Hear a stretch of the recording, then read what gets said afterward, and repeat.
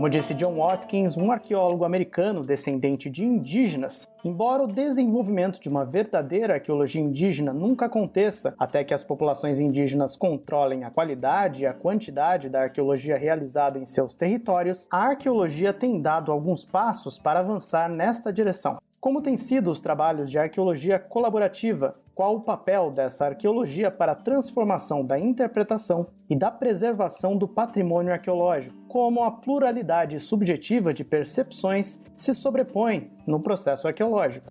Para falar sobre esses e outros assuntos, recebemos hoje a professora e pesquisadora no Museu de Arqueologia e Etnologia da Universidade de São Paulo, Fabíola Andréa Silva, que também é coordenadora do Laboratório de Estudos Interdisciplinares sobre Tecnologia e Território e pesquisadora do Centro de Estudos Ameríndios. Eu sou Guilherme Rodrigues e este é o Stratcast, podcast produzido pelo Laboratório de Estudos sobre a Cidade Antiga e pelo Laboratório de Arqueologia Romana Provincial, com o apoio do Museu de Arqueologia e Etnologia da Universidade de São Paulo.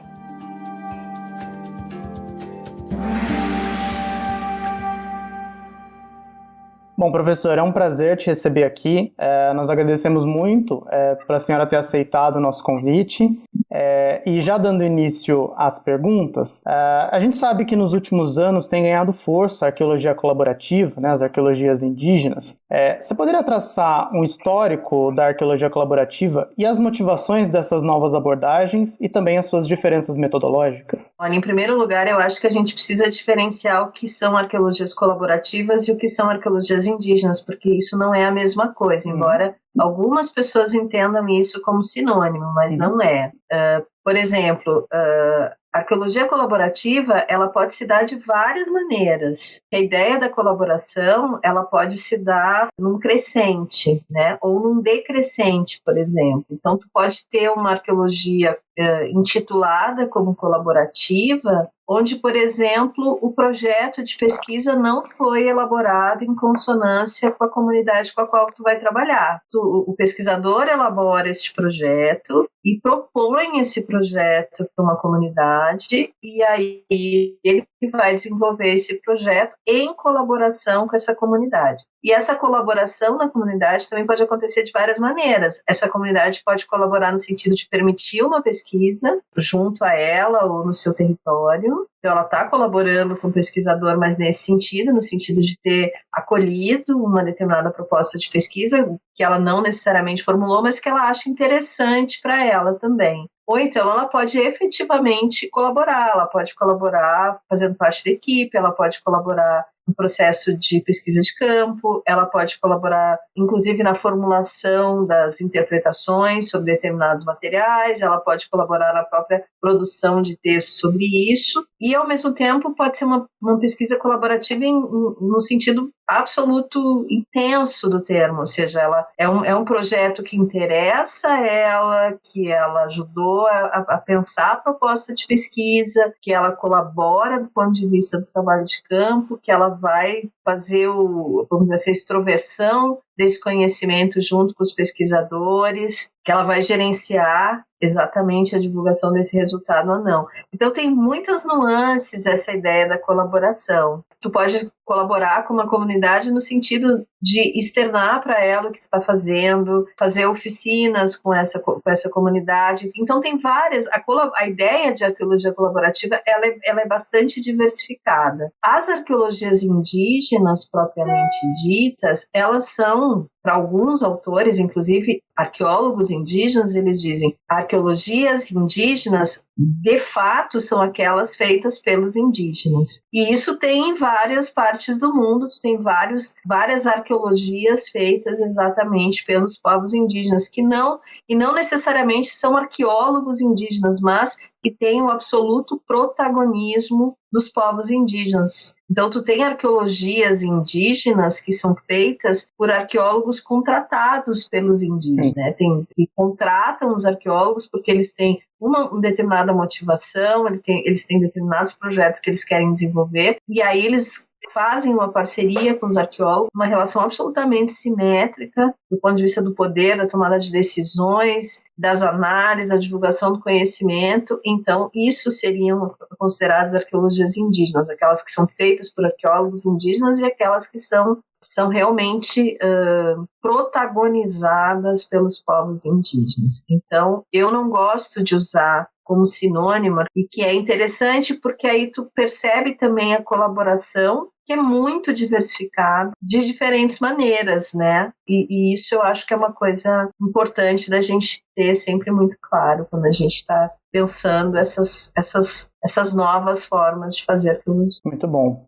E como é que tem sido Como é que tem sido esses trabalhos da arqueologia colaborativa no mundo? Né? A gente sabe que a gente tem trabalho assim na África do Sul, na Austrália, no Canadá, na América do Sul, em tantos outros locais, e também no Brasil. Né? Como é que você enxerga as diferenças e similaridades sobre esses trabalhos no mundo? Já escrevi sobre isso uma vez, um artigo que eu publiquei em 2012, se não me engano, na revista da SAB, a revista de arqueologia, porque eu, num certo momento, eu comecei a me ocupar disso, eu fiquei pensando, né, será que é tudo igual? Será que todo mundo está fazendo do mesmo jeito? E o que é interessante de ver é que não, né? A gente tem coisas que são muito, quase que uma receita de bolo do que seriam as arqueologias colaborativas. Então, existem algumas coisas que são estruturais, ou seja, a ideia de que realmente não é só a voz do arqueólogo oficial, né, acadêmico, ocidental, que é ouvida, mas são várias vozes que são ouvidas e que entram na conversa sobre os materiais arqueológicos, que essas pesquisas, elas necessariamente, elas almejam, né, um retorno para as comunidades, que não são pesquisas que estão só voltadas para o mundo acadêmico, mas elas atendem demandas das comunidades locais. Elas podem objetivar trabalhos de afirmação de autonomia dessas populações, ou seja, no sentido de proporcionar uma forma de empoderamento desses povos, né, do ponto de vista das suas demandas políticas, territoriais, por soberania, por políticas públicas. Então a gente percebe que as arqueologias colaborativas, elas têm sempre esta conotação do ponto de vista de um sentido comum, assim, não são pesquisas voltadas única e exclusivamente para o campo científico, elas são pesquisas que necessariamente precisam ser muito mais dialógicas, elas são pesquisas que têm uma fluência, ou pelo menos pretendem ter uma fluência maior do ponto de vista decisório e do poder sobre o que fazer, como fazer, quando fazer, né? A própria questão da divulgação do conhecimento arqueológico vai ser negociada, vai ser regulada, então elas têm como assim, base comum a ideia da colaboração, do respeito, da participação, do diálogo o tempo todo, né? E aí tu tem várias nuances, como eu já te falei antes, assim, né? Então, mais colaborativas, menos colaborativas, ou no sentido mais autonomia para os povos, menos autonomia, ou mais autonomia para os arqueólogos, menos autonomia para os arqueólogos oficiais, etc, etc. E o que é diferente, na verdade, entre elas são as realidades mesmo. Não é a mesma coisa tu fazer arqueologia colaborativa na Amazônia e fazer na Nova Zelândia. Por quê? Porque os problemas são outros. Primeiro porque as populações são diferenciadas, as populações têm demandas diferenciadas com relação à pesquisa arqueológica. E mesmo no Brasil, mesmo vamos pensar assim, a Amazônia, onde tem algumas experiências de arqueologia colaborativa, por exemplo, a Mariana Cabral, que trabalha com os Wayampi, e eu que trabalho com os Assurini, as nossas demandas com eles não são as mesmas. Os Wayampi tem uma relação com a arqueologia que não é necessariamente a mesma que o Surini tem com a arqueologia. Eu já tive várias experiências de arqueologia com outros povos e realmente são experiências muito diferentes, né? O que eles querem, esses povos da arqueologia, pode mudar de região para região e pode mudar de uma temporada para outra, porque mesmo quando tu vai trabalhar com uma comunidade, às vezes as velhas gerações querem uma coisa, as gerações querem outra. Então isso tudo vai ser diferente. E a própria motivação dos arqueólogos indígenas também, a gente também não pode esperar que por exemplo, esses indígenas que estão entrando agora para a academia, estão fazendo arqueologia, as motivações desses arqueólogos também são muito diferentes. Também envolve a subjetividade deles, as experiências de vida deles, do povo deles, etc. Tem uma série de questões que entram aí em jogo Então, a gente também não pode colocá-los todos dentro de uma massa uniforme, porque eles também têm um lugar dentro das populações dos povos dos quais eles são originários, né, de onde eles vieram. E é a mesma coisa, por exemplo, nos Estados Unidos, mesmo na América do Norte, né, Canadá, tu compara Canadá com os Estados Unidos, tu vê a motivação, por exemplo, dos povos do sudoeste americano, que tem uma longa tradição de arqueologia, tu tem assim um super protagonismo dessas populações do ponto de vista das arqueologias colaborativas e indígenas. Eles realmente têm um enorme protagonismo, esses povos, né? No entanto, se tu vai para o Canadá, tu vê que tem uma série de divergências, inclusive algumas críticas e questões políticas que acontecem,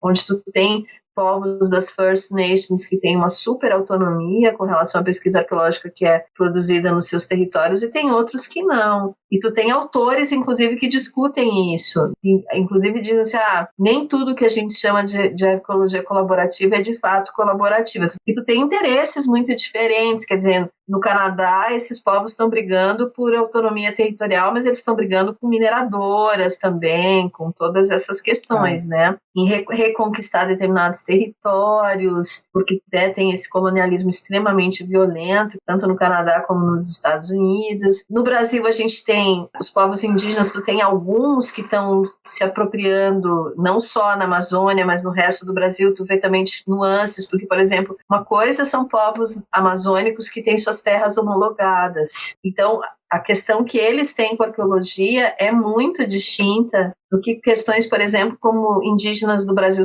meridional, onde alguns não têm suas terras homologadas, e a arqueologia é uma forma de avançar nesse tipo de processo. Eu já trabalhei, quando eu trabalhei com o povo Caiabi, em 2008, quer dizer, eles aceitaram a pesquisa arqueológica, projeto que a gente tinha formulado de pesquisa arqueológica, porque interessava a eles, porque eles estavam em pleno processo de demarcação e homologação da sua terra indígena, e esse processo realmente depois, a posteriori, aconteceu. E eles queriam usar os dados arqueológicos para poder realmente reivindicar determinados territórios como sendo de ocupação indígena. O mesmo aconteceu entre o Cintalarga e Arara do Mato Grosso. Estava uma disputa, na verdade, por conta da construção da barragem de Dardanelos, no rio Dardanelos, né? Então, outra coisa, os Assurini nunca tiveram um problema de demanda de terra, porque eles têm a terra homologada desde os anos 90. Mas qual era a preocupação deles? A terra estava sendo invadida. Então, eles precisavam, né, vistoriar toda a terra, marcar os sítios, etc., porque era uma questão também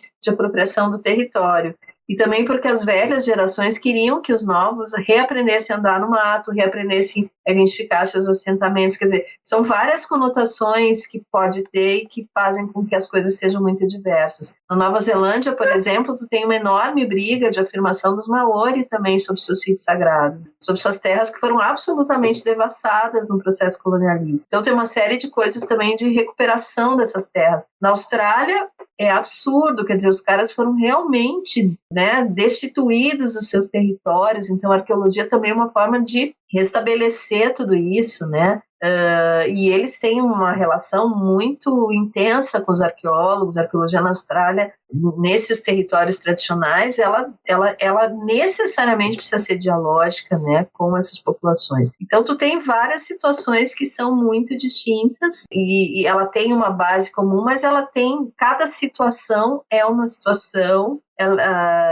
Não existe uma receita de bolo exclusiva para o trabalho, tu pode seguir algumas diretrizes, mas na verdade a arqueologia colaborativa se faz no campo mesmo. Tu pode ir com todo o teu protocolo de ação definido, e quando tu chega no campo, nada daquilo que tu planejou vai acontecer, e precisa o tempo inteiro estar disposto a construir esse diálogo. E, ao mesmo tempo, essa coisa também, quer dizer, os interesses do arqueólogo acadêmico ocidental nem sempre é o mesmo das comunidades, não só indígenas, mas das comunidades quilombola, afrodescendentes, etc., nem sempre é o mesmo. Então, o tempo inteiro também nem sempre a arqueologia colaborativa é sinônimo de tudo vai bem, às vezes tem muito conflito. Então, isso são coisas que as pessoas que trabalham nisso precisam estar sempre conscientes e bem preparadas. Isso era justamente uma das perguntas que eu ia te fazer. Como é que é trabalhar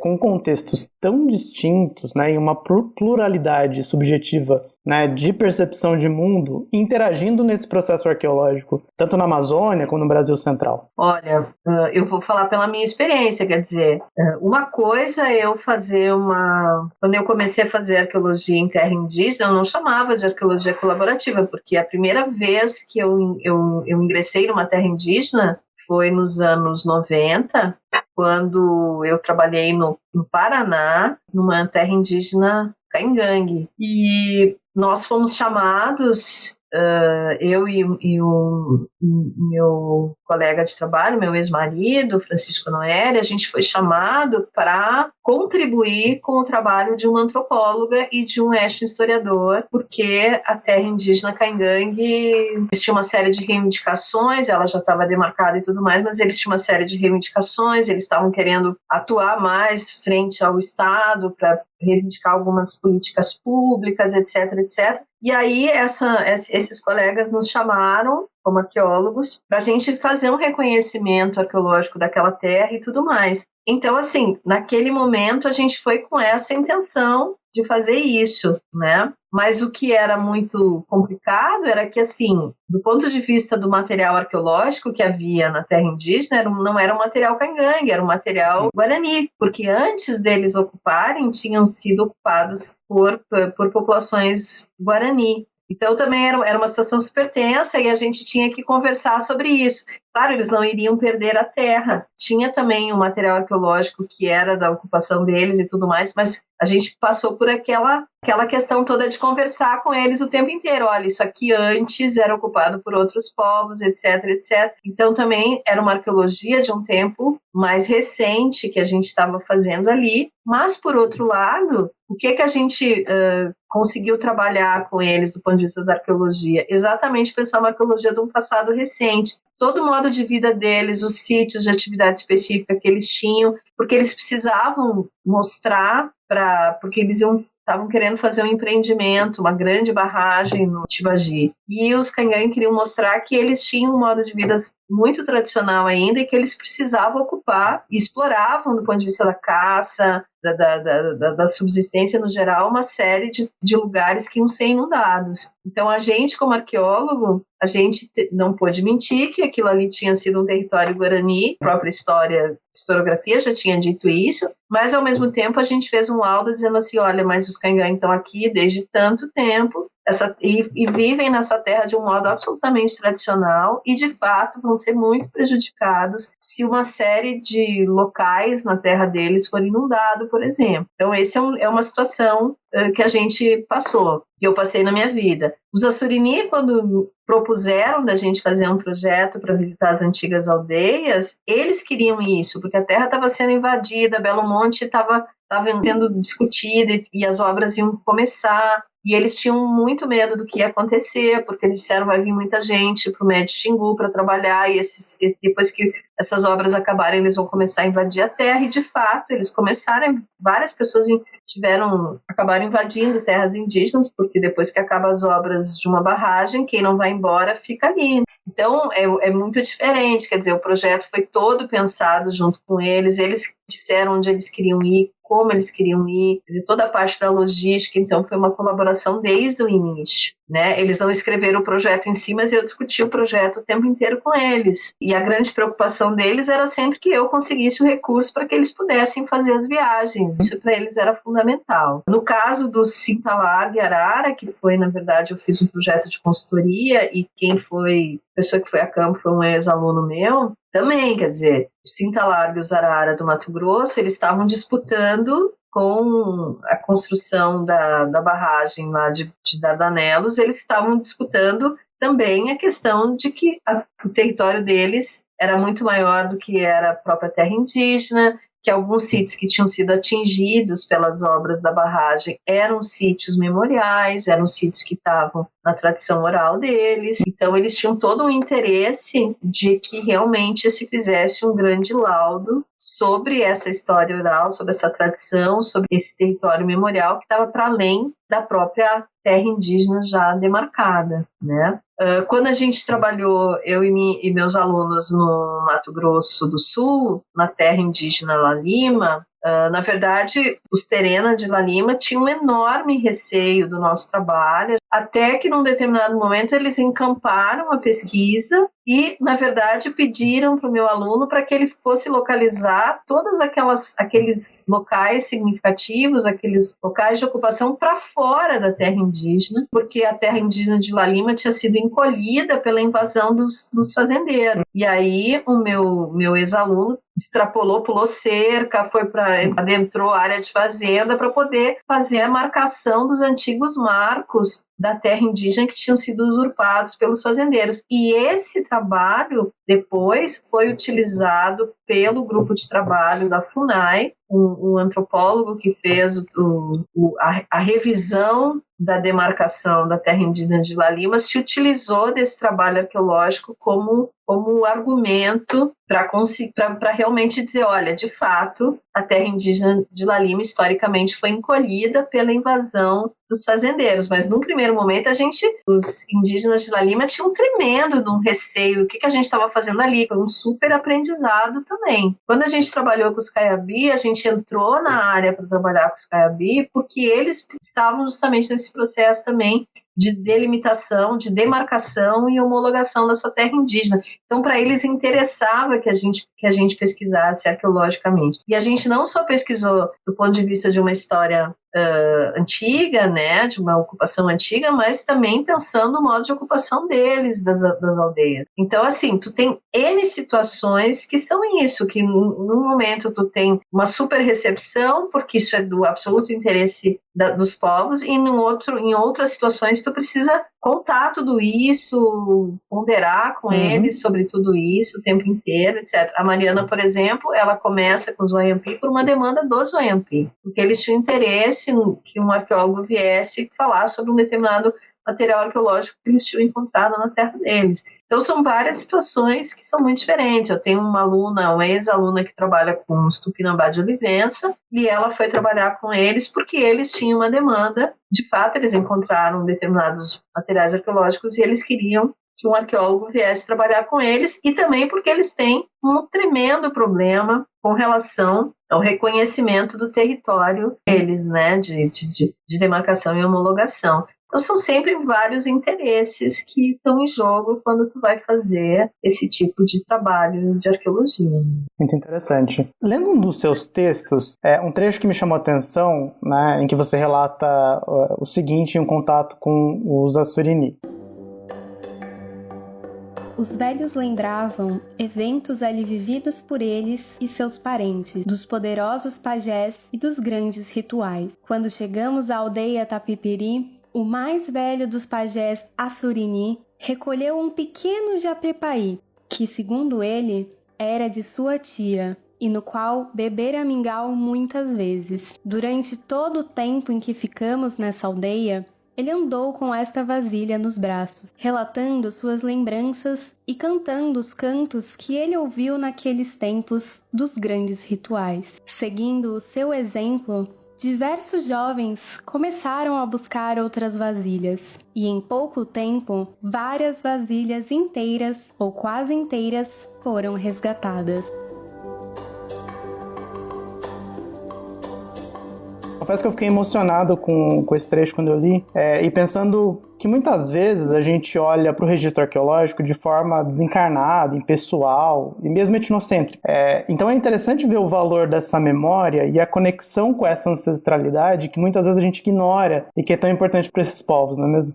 Exatamente. Eu acho que quem tem uma experiência de arqueologia colaborativa nunca esquece. E eu sei disso, eu vivo isso, eu trabalho com populações indígenas há quase 30 anos, assim, né? Então, quer dizer, e eu sempre fico emocionada ainda hoje, quer dizer, eu trabalho com os Assurini há 25 anos, mas antes eu já tinha adentrado nas aldeias Caingangue, né, no sul do Brasil. Já tinha essa experiência. E sempre achei que que isso era muito desafiante e ao mesmo tempo é isso, quer dizer, quando tu vai trabalhar numa situação como essa, é uma relação de intersubjetividade. A minha formação em antropologia, eu tinha aprendido isso, né? Que todo trabalho de campo é um trabalho intersubjetivo, toda etnografia é uma etnografia onde a gente vai se encontrar com pessoas, e são determinadas pessoas, e tu vai criando afinidades com umas e antipatias com outras, quer dizer, é uma relação entre pessoas. E claro que eu já tinha feito arqueologia antes, eu tinha feito trabalho de campo antes, mas de fato, quando tu vai trabalhar com pessoas e tu vai lidar com uma materialidade que tem todo um significado para ela, isso é muito diferente, né? Quer dizer, todas as tuas verdades absolutas como arqueólogo, elas começam a ter que ser relativizadas. Não que tu vire nativo, entre aspas, né? Não é nesse sentido. Quer dizer, eu não necessariamente vou pensar que um determinado fragmento cerâmico é a cerâmica de Anumaí, que é uma cerâmica de um ancestral mítico. Eu não vou pensar assim, mas eu sei que os Assurini pensam assim. Quando eu escrevo meus textos, eu tenho que deixar isso muito claro. Uma coisa é para mim, outra coisa é para ele, né? E ao mesmo tempo ver em que medida isso importa para eles, que eu publique isso ou aquilo. É interessante quando os meninos Assurini começaram a estudar, são 2 rapazes, e eles começaram a ler meus textos, e eles disseram assim, eu gostei quando tu falou de Anumaí, né? Quer dizer, o que interessou no meu texto para eles foi justamente o relato de Anumaí, não todo o resto. Quando a minha ex-aluna entregou a tese dela, e ela disse que aquela cerâmica de Anumaí, no entendimento dela, era, na verdade, a marca da ocupação do povo Juruna naquele território, e aí ela fez toda uma comparação com a iconografia, a historiografia e tudo mais. E quando ela foi apresentar esse resultado para os Assurini disseram, não, tudo bem, tu tá dizendo isso, mas a gente diz isso. E ela foi negociar com eles essa interpretação. A mesma coisa quando os pajés diziam para mim que determinadas marcas na pedra, que eu chamava de oficina lítica, que era oficina para fazer machado, eles disseram, não, isso aqui é a marca de onde Maíra sentou e onde Maíra andou antes do céu cair, porque isso são as marcas, na verdade, do fim do mundo, o céu cai. E o pajé Moreira, que faleceu ano passado, ele dizia para mim assim, o que tu acha que é isso? E quando eu falava para ele, ele disse assim, tudo bem, tu pode pensar que é isso, mas não é isso. Então, assim, tu tem essas questões também que estão em jogo, e que em um determinado momento elas podem continuar convivendo. Essas 2 formas de interpretação podem conviver, né? E podem ocupar os seus espaços. Em outras situações, não necessariamente interpretações divergentes podem conviver, porque às vezes elas têm uma disputa de território, tem problemas aí que não tem como conciliar. Então isso são situações e situações. Quer dizer, essas coisas todas que precisam sempre serem pensadas. E sem dúvida nenhuma, o impacto que tu tem quando tu vê essa materialidade sendo apropriada de uma forma completamente diferente do modo como tu te apropriaria né, te relacionaria com ela, isso é um grande aprendizado. E, ao mesmo tempo, quando eu vejo isso acontecer, quando eu comecei a ver isso acontecer, eu acho que eu entendi que a arqueologia fazia mais sentido para mim, porque eu comecei a me dar conta que aquilo que eu chamo de registro arqueológico tem significados muito distintos para as pessoas e que, portanto, o meu objeto de estudo não é meu objeto de estudo. Eu me aproprio dele, mas ele tem N outros significados. Mas, ao mesmo tempo, tu começa a ver o sentido. Quer dizer, quando a gente fez essa grande expedição para o Piranhaquara, e quando eu vejo o velho Moreira feliz de estar resgatando aquelas cerâmicas todas, e quando os jovens me dizem, Fabíola, esse projeto é um projeto de resgate, né? Sabe? De resgate da nossa história. Então, tu começa a dizer assim, nossa, mas é isso mesmo. Então, a tua própria noção do que é arqueologia também muda, né? Adquire um outro sentido. E isso é muito interessante, é muito gratificante, muito desafiador, e ao mesmo tempo te tira da tua zona de conforto e às vezes te dá um certo receio, porque tu pensa, bom, e agora? Esse objeto não é mais meu objeto, eu não sou mais a única autoridade sobre ele, o que vai acontecer com a minha disciplina? Então, eu vou ter que dividir o meu objeto com outras pessoas, eu vou perder meu poder sobre ele de interpretação e do que eu posso pensar sobre ele. Então são essas coisas que acontecem, mas eu particularmente recomendo a todo mundo que vive uma experiência como essa, porque tu nunca mais vai ver arqueologia do mesmo jeito no dia em que tu vê um pajé fazer uma coisa dessas, né? Eu vejo pelos meus alunos, quer dizer, aqueles que nunca foram a campo, quando eles vão a primeira vez, eles nunca mais são os mesmos. Eles são absolutamente afetados. Eu sei que tem vários autores, eles têm questionado a preeminência da ciência ocidental, né, como a única forma para a produção e transmissão de conhecimento. Você pode falar um pouco sobre esses tipos de reflexão, os tipos de reflexão que o trabalho com os Assurini do Xingu e a arqueologia colaborativa tem possibilitado para esse assunto, e mesmo para o contexto epistemológico da arqueologia e sobre a gestão dos patrimônios culturais? Olha, eu não sou muito otimista com relação à ideia de que os cânones científicos vão de fato ser transformados a partir dessas práticas. Eu acho que a ciência ocidental levou mais de 500 anos para a modernidade dizer estas são as ciências modernas. Eu não acho que isso vai se transformar por conta de, dos últimos 30 anos em que as pessoas têm começado a fazer arqueologia colaborativa, ou que tu tem uma crítica pós-colonial que começa a ser feita, porque todas essas coisas não estão isoladas, né? Porque a crítica pós-colonial, né? A crítica pós-moderna, isso, né? Desde os anos 60,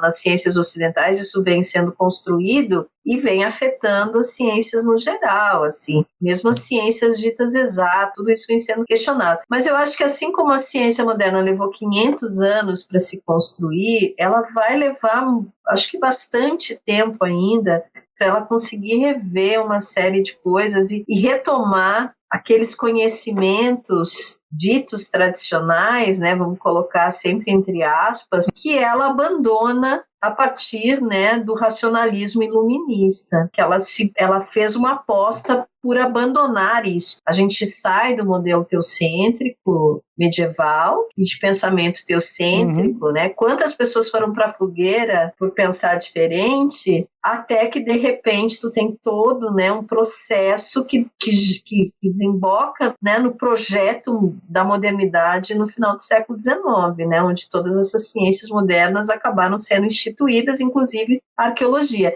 Então eu não sou muito otimista ainda de achar que as coisas realmente, do ponto de vista do mainstream da disciplina, que essas práticas colaborativas necessariamente vão modificar isso tão cedo. Mas o que a gente já observa, pelo menos, e isso eu acho que foi uma mudança muito radical e que felizmente aconteceu em pouquíssimo tempo. Eu acho que a questão da gestão do patrimônio foi atingida de uma forma muito mais radical pela crítica pós-colonial, pela crítica pós-moderna, pela crítica pós-colonial e por todas essas práticas. E o protagonismo indígena, né, o que se chamaria de uma indigenitude, quer dizer, essa postura dos povos indígenas de que eles realmente estão se colocando no mundo, e não só os povos indígenas, mas as populações africanas, as populações afrodescendentes da América, quer dizer, todos esses coletivos que foram tão subalternizados desde o colonialismo, né, eles começam a se firmar. Então, tu tens, por exemplo, na África, tu tem exemplos de trabalhos colaborativos e de etnoarqueologia que tem uma conotação absolutamente de retomada de territórios, né? Tu tem, por exemplo, na África do Sul, uma série de parques nacionais que foram definidos nos anos 60 a partir do movimento ecológico, que agora essas populações estão retomando, porque tem cemitérios antigos, tem toda uma memória, uma tradição oral vinculada a esses lugares, e eles estão começando a adentrar e ser co-gestores desse tipo de patrimônio paisagístico, cultural, memorial. O Parque Serengeti, por exemplo, que foi aquela briga enorme, quer dizer, né, todas aquelas populações foram desalojadas e tal, tu tem toda uma proposta de recuperação dos lugares de visita, de retomada, de gestão compartilhada. Então eu acho que tem algumas coisas que estão sim se transformando, né?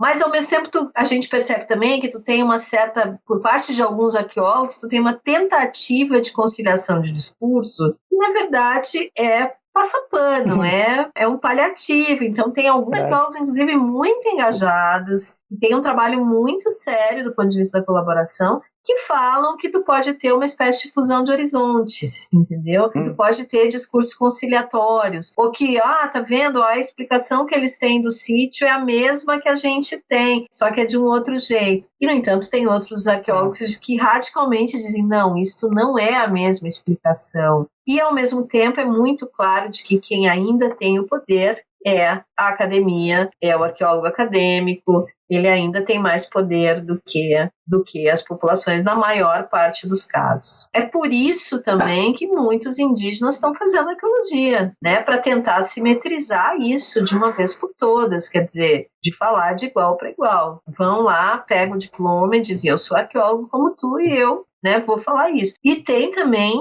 povos que são muito protagonistas, assim, só deixam, de fato, um trabalho arqueológico acontecer nos seus territórios se eles tiverem um protagonismo absoluto, o controle de tudo que acontece. Então, tu tem essas coisas acontecendo. Eu acho que ainda tem muita trajetória. E não é só para a arqueologia, mas a ciência ocidental no geral, essa ciência moderna que foi, né, construída por séculos pelo Ocidente, para ela conseguir se transformar e retomar, olhar de novo para a tradição, né, para aquilo que a gente chama de tradição, né?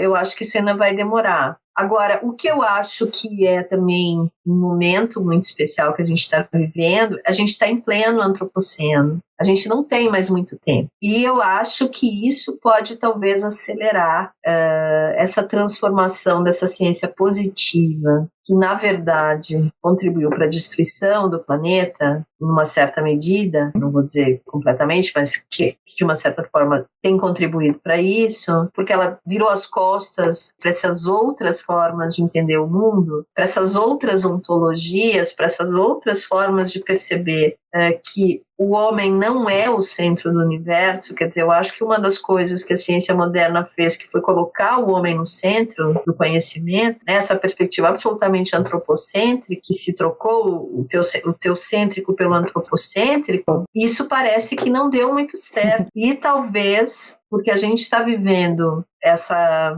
destruição maciça da Gaia, né, da Terra, mas da Gaia, da Mãe Terra, né, a gente talvez entenda que é preciso, sim, ouvir essas outras formas de conhecimento, dar ouvido a elas, escutá-las, porque elas têm uma proposta de relação com o planeta que é diferente, com o mundo que é diferente. E eu acho também que a gente tem que se preocupar em manter estas formas também, porque as populações indígenas também estão sendo absolutamente aliciadas pelo capitalismo. Elas estão sendo cercadas pelo nosso modo de viver. E muitos, eu sempre os velhos assurinis sempre têm muito pavor, sempre falam isso, e as gerações dos velhos indígenas em todos os lugares, cantos do mundo, sempre dizem, olha, os jovens não querem mais aprender, os jovens não querem mais fazer, etc, etc. E, ao mesmo tempo, os jovens reagem e dizem, não, é verdade, a gente quer aprender sim, a gente está fazendo, né, etc. Quer dizer, mas um fato é, quer dizer, se os caras perdem a terra, se os caras começam a ter obras faraônicas em volta deles, começa a entrar dinheiro nas aldeias para que eles se tornem consumistas, para que eles, entendeu? Comecem a jogar lixo industrial em lugares onde antes eles jogavam lixo orgânico e virava humus, e agora vira acúmulo de lixo industrial, vira aterro de lixo em algumas aldeias, como a gente observa, e não tem ninguém para trabalhar esse tipo de coisa. É óbvio que a gente pode começar a perder esses conhecimentos também. Cada velho que morre com ele uma enciclopédia de coisas. Então eu acho que a ciência ocidental vai ter que fazer um enorme esforço para realmente repensar as suas verdades absolutas, né? Ela construiu um mundo, mas parece que esse mundo não está mais dando tão certo como ela imaginou. E aí, o que nós vamos fazer? Acho que a gente tem que começar a olhar para os outros mundos e ver quais são as alternativas de mundo que a gente tem aí para viver. Você gostaria de deixar um último recado ou mesmo uma indicação para quem tiver interesse sobre o assunto? Eu só gostaria de dizer que eu acho que a gente precisa pensar hoje que a arqueologia não pode mais ser pensada no singular.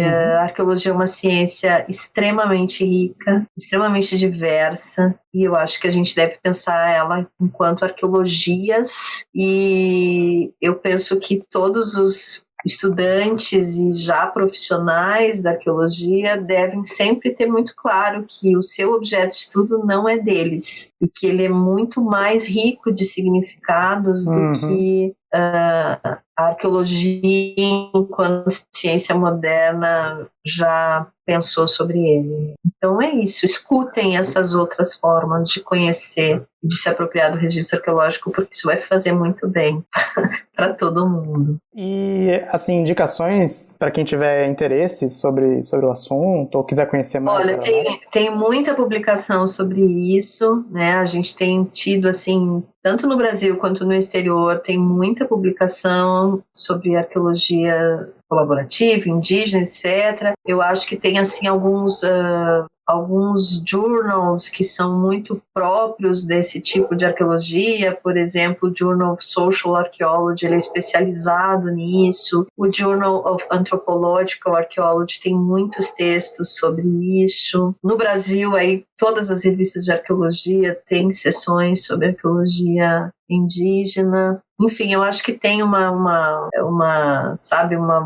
vasta bibliografia sobre isso, né? Tem autores como a Sônia Talay, o Joe Watkins, que são autores, arqueólogos indígenas, né, de descendência indígena, que são muito interessantes da gente ler. O George Nicholas, que trabalha no Canadá, o Chip Cowell, que trabalha no Sudoeste, o Thomas Ferguson, que trabalha no Sudoeste. Eu acho que o Cristóvão Nheko, o Alejandro Haber, né, são também arqueólogos latino-americanos que trabalham muito bem essas questões todas. Enfim, tem uma vasta bibliografia, tanto de arqueólogos indígenas como de arqueólogos latino-americanos que não estão nesses países do mainstream, como tem arqueólogos norte-americanos, canadenses, europeus, que a gente tem de tudo, na verdade. E o interessante é que as pessoas leiam de tudo para que elas vejam também como as realidades são diferentes e como os olhares sobre esses temas são diferentes. E eu acho que essa é a grande riqueza, assim, né? Porque a gente vê muitas opiniões e